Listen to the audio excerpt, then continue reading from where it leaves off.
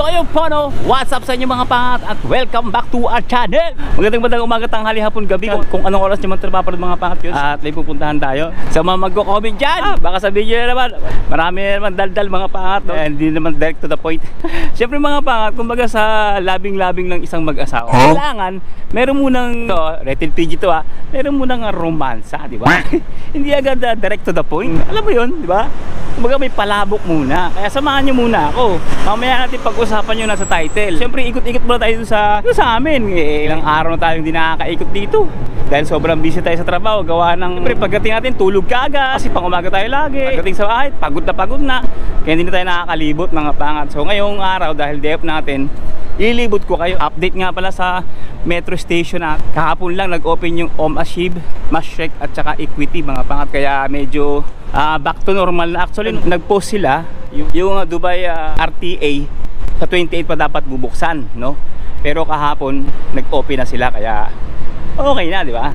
Maginhawa na yung biyahe. Makakapag-edit na tayo sa biyahe.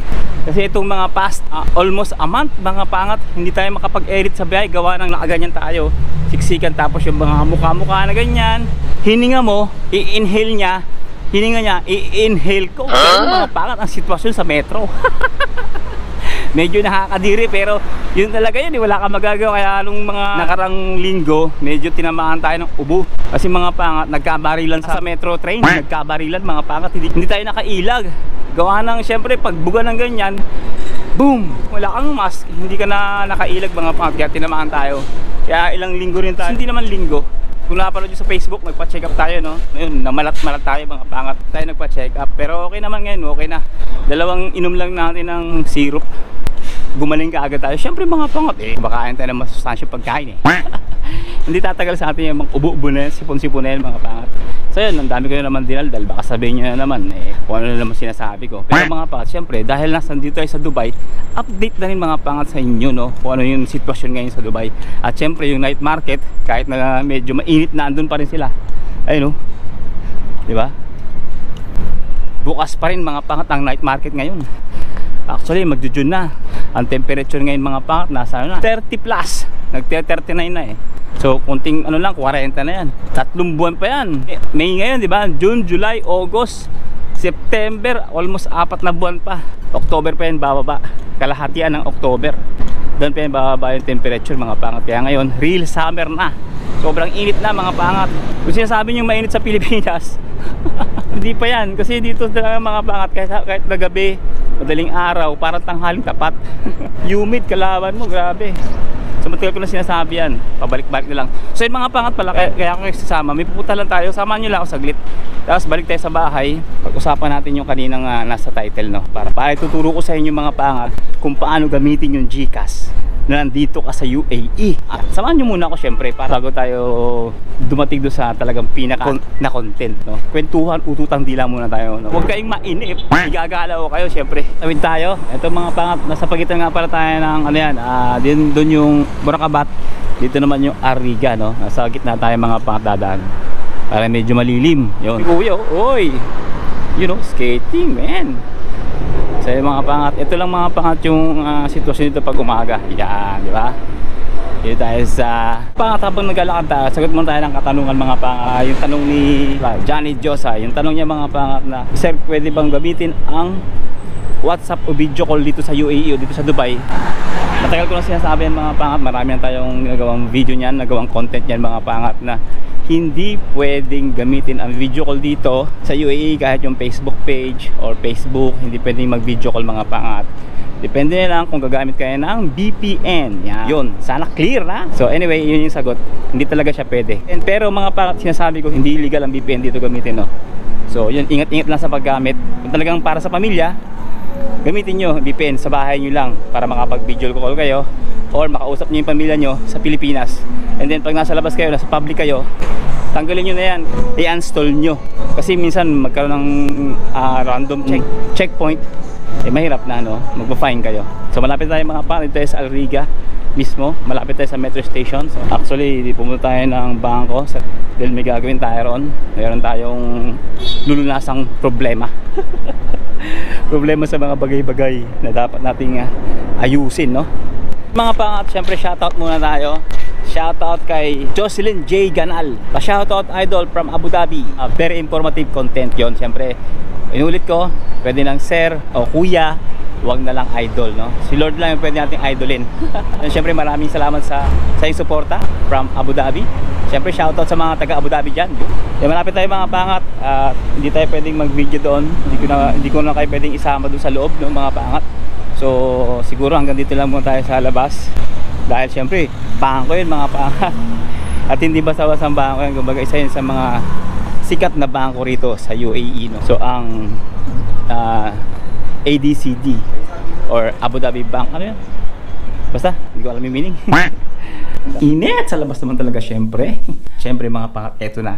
This is the moment para malaman nyo kung paano gamitin ang GCash. Pasok tayo sa kwarto, tama-tama wala si Rosalinda.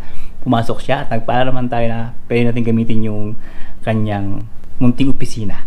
Actually, andun yung laptop natin na binigay sa atin ni Sir Glenn. Kaya, let's go! Mamaya tayo magluto.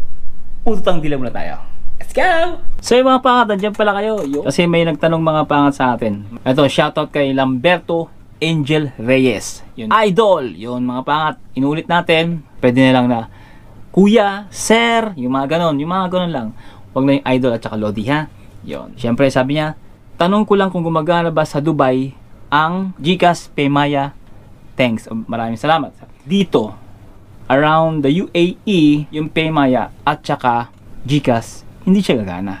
But, mga pangat, ito, kung gagamitin nyo para makapag-send ng pera sa Pilipinas, gagana siya mga pangat. Paano gagana mga pangat? Siyempre gagamitin nyo yun, tap send. I-share ko lang sa inyo mga pangat kung paano ako nagpapadala ng pera sa Pilipinas. Wala kang babayaran mga pangat. Kumbaga, i-content ko na yun dati, no? Actually, mayroon ako mga content ito mga pangat. Ito yung tap send, yan, di ba? Para mapatunayan ko sa inyo na walang bayad to. So, gagawa tayo ngayon ng sample video lang naman mga pangat. Siyempre, mag-send tayo ng pera sa ating may bahay. Today, message natin yung may bahay natin.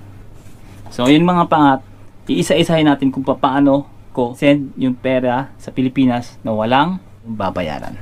So, let's do this! Siyempre mga pangat, tingnan mo natin yung kanyang rate ngayon, kung magkano ba. Rate ng tap send for today. Siyempre, login muna tayo. Yan, mga pangat, login lang. So, ang palitan ngayon mga pangat, medyo malaki, 15.50. Yan. So, yung mga pangat, kung makapansin nyo habang pumipindot ako ng numero o halagang ipapadala natin sa Pilipinas, automatically, nagko-convert siya from dirhams to peso.